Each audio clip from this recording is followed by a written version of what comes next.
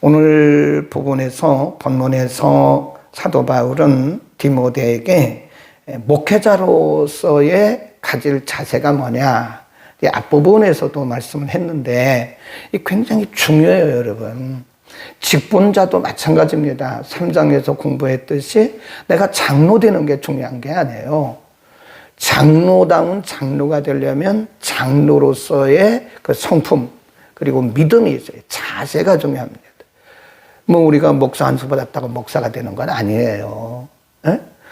우리가 목회자의 자세, 직분자의 자세, 성도의 자세가 굉장히 중요합니다. 그거를 오늘 가르치는 거예요. 11절에 보면 맨 앞에 이런 말씀이 있어요. 너 하나님의 사람아. 거기다 줄거세요. 너 하나님의 사람아.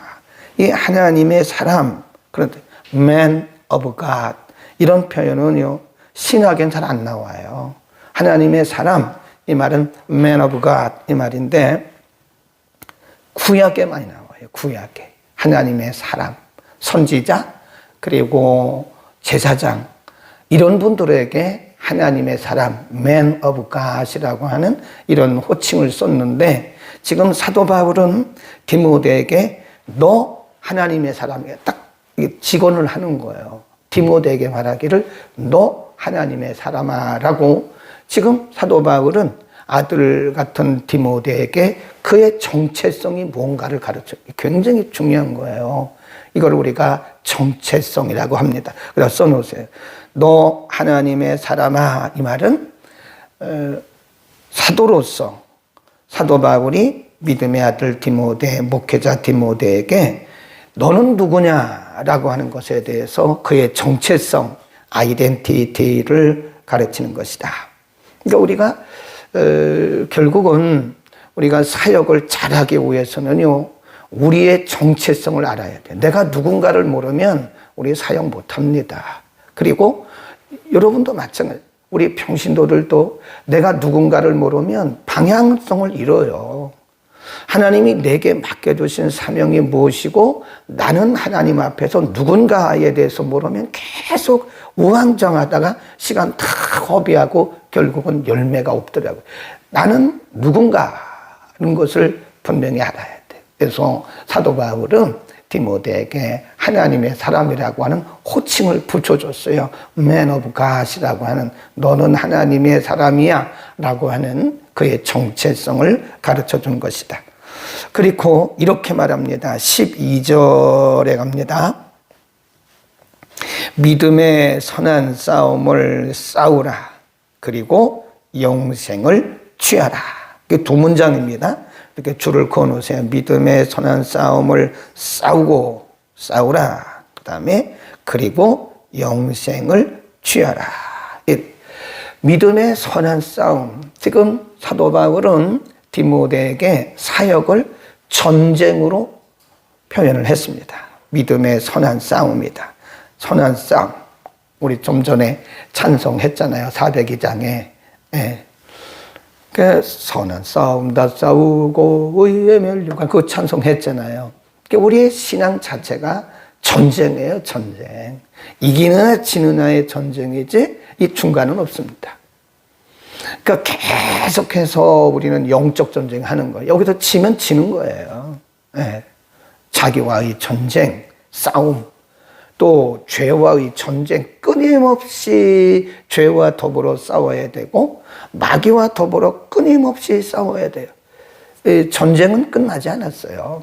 이것은 우리의 생명이 끝나야 끝납니다. 네. 우리의 전쟁은, 이 영적 전쟁은 끝나지 않았어요.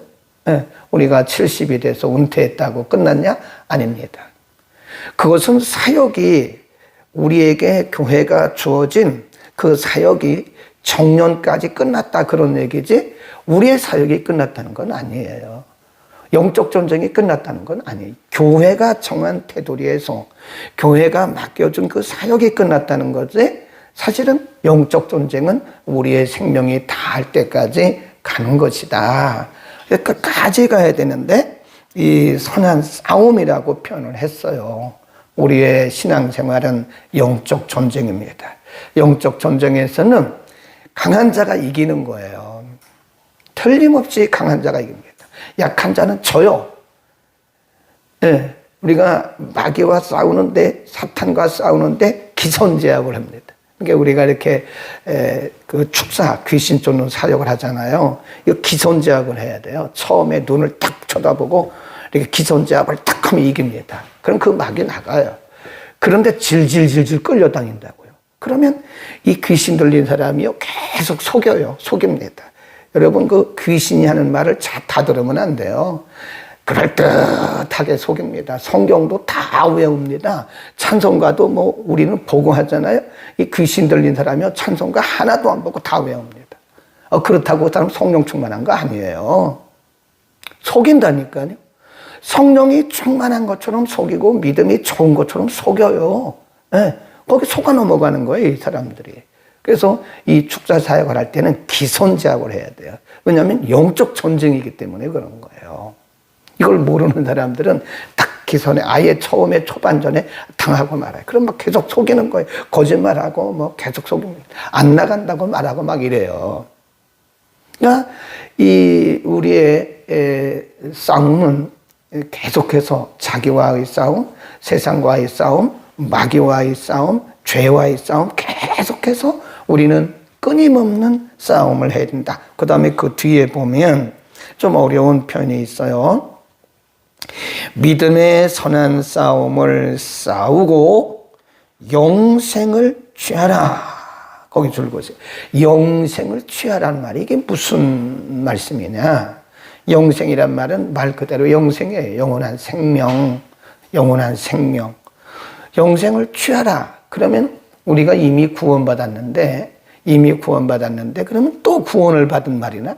그런 뜻이 아니고, 여기서 취하란 말은 붙들라, 그런 뜻이에요.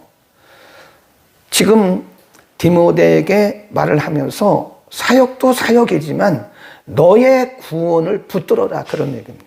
사도 바울은 그런 두려움을 표현한 적이 있어요. 내가 다른 사람들에게 다 복음 전하고 나는 버림받을까 두렵다. 그런 거 있을 수 있어요.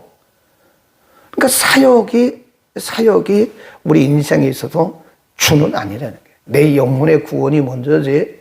그러니까 지금 사도 바울이 디모데에게 말하는 것이 너무 사역에만 집중해가지고 너의 구원에 대해서, 너의 구원의 확신에 대해서, 너의 그 영원한 생명에 대해서 흐려지면 안 된다. 그러니까 두 가지를 같이 보는 거예요. 같이 가야 돼요.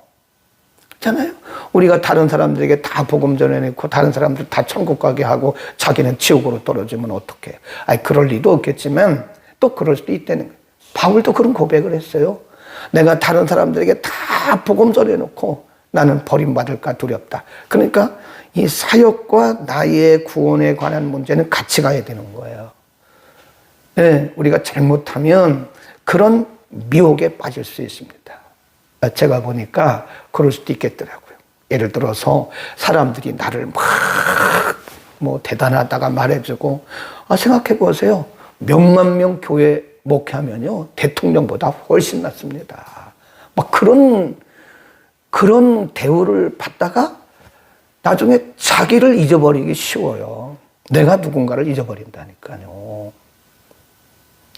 자기의 구원에 대해서는 관심이 없는 거죠. 사람들이 너무 막 그냥 이렇게 대우해주고 높여주고 그러니까 나중에는 나를 잊어버리는 거예요. 그러니까 사실 우리가 이 정도 사는 게 너무 감사한 거예요. 아멘. 우리가 너무 부하다가는요, 나중에 우리 자신을 잊어버립니다. 고린도 후서 13장에 보면 그렇게 잘난 척하고 우리는 예수파다, 아볼로파다, 바울파다, 그렇게 은사받았다고 그냥 날고 기는 사람들에게 내 안에 예수가 계신가를 시험해봐라. 만일 내 안에 예수가 계신지 내 자신이 스스로 알지 못한다면 너는 버려온 자라고 말하잖아요. 그러니까 우리는 이제는 껍데기를 버려야 돼요. 신앙의 경력, 그거 중요한 게 아니에요. 우리의 직분, 그거 중요한 거예요. 은사, 그거 중요한 거 아닙니다. 은사는 일하라고 주신 거지, 그거 가지고 들떠가지고 그러지 마세요. 그거로 구원받는 거 아니에요. 그거는 일하라고 하나님께서 우리에게 그냥 도구로, 연장으로 주신 거지, 그거 자랑하고 다니다가 자기 구원에 대해서 우리가 모를 수 있다는 거예요. 그러니까 지금 사도 바울은 디모데에게 균형을 맞춰라.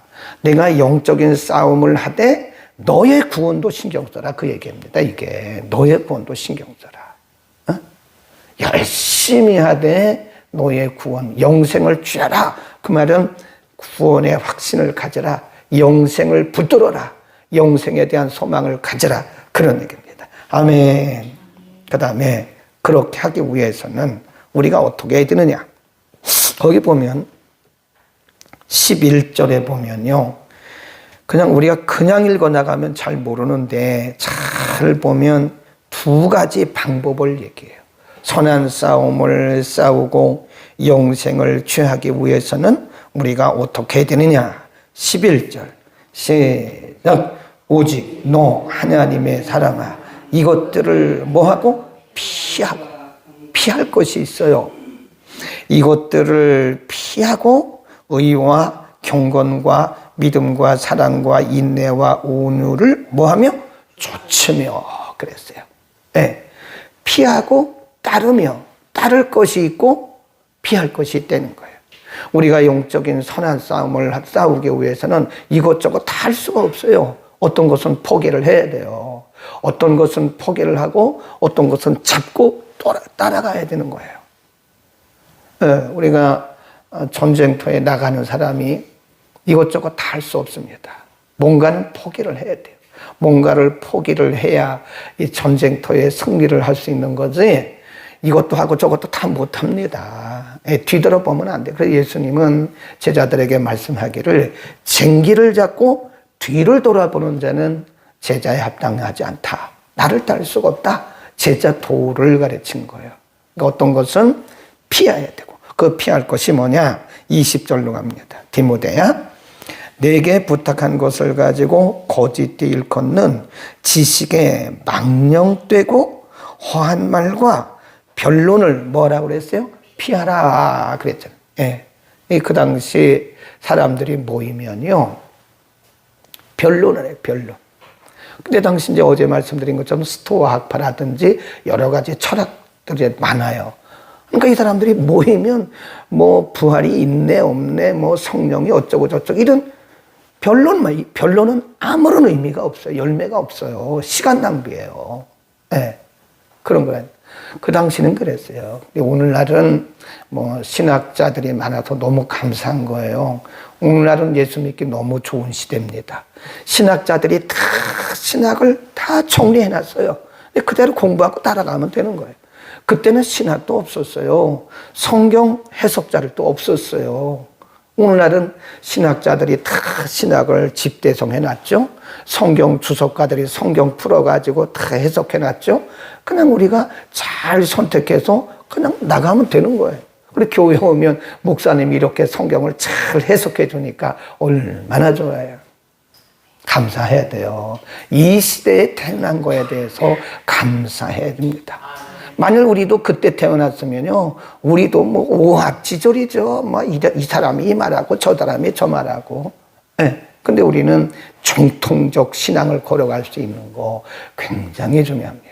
그래서 하세요. 교회 안에서 쓸데없는 변론 하지 마세요. 옳고 그른 것은 하나님이 판단하실 거예요. 뭐 우리가 무슨 뭐 하나님도 아닌데 이게 옳다 저게 옳다 그런 얘기를 뭐로 합니까? 그거 다 시간 낭비예요. 네. 그냥 말씀 붙들고 그냥 하나님 바라보고 십자가 붙들고 가면 되지 우리가 하나님도 아니면서 이게 맞다 저게 맞다 계속 변론하다가는 시간 다 낭비하고 진짜 할 일은 못하는 거다. 짧게 마지막 취할 것은 뭐냐? 11절에 보면 이것들을 피하고 그러니까 이것들이란 말은 20절에 있는 거예요. 그리고 취할 것은 뭐냐? 의와 경건과 믿음과 사랑과 인내와 온유를 뭐라고 했어요? 따르라, 취하라. 그랬어요. 좇으라 그 말은 취하라. 이 말은 뭐냐? 의, 경건, 믿음, 사랑, 인내, 온유란 말은 이게 성령의 역사인데요. 지도자의 성품입니다. 성품. 이런 그리스도의 성품을 네 안에 품어라. 그런 뜻입니다. 기도하겠습니다. 걸어가신 우리 아버지, 오늘도 우리를 주의 전에 불러주시고 우리가 어떻게 하면 직분자로서 또 사역자로서 주의 사역을 잘하고 우리 개인의 구원의 확신과 믿음을 가질 수 있는지 오늘 우리가 공부했습니다. 하나님 우리를 가르쳐 주셔서 감사합니다. 말씀을 붙들고 우리가 끝까지 선한 싸움을 싸우게 하시고 쓸데없는 열매 없는 헛된 변론에 빠지지 않도록 은혜를 더하여 주옵소서.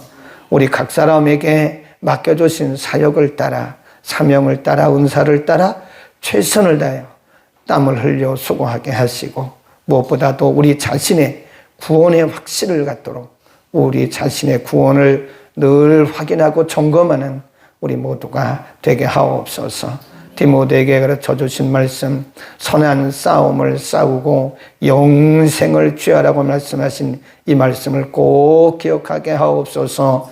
예수 그리스도의 이름으로 기도드립니다.